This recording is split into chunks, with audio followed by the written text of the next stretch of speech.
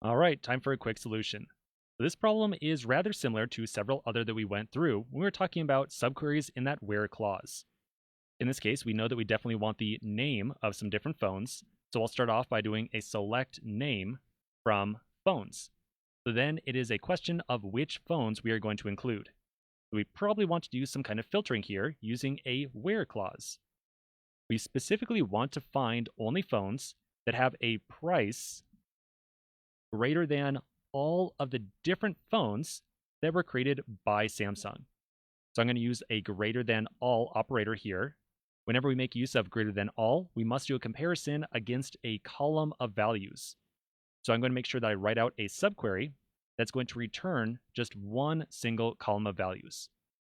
The subquery itself will probably be a select price from phones, and then we only want to see phones where they were manufactured by Samsung. So I'll do a where manufacturer equals Samsung. And as usual, double check your spelling on manufacturer. Very easy word to get wrong. I'm going to go ahead and check my solution, see how I'm doing.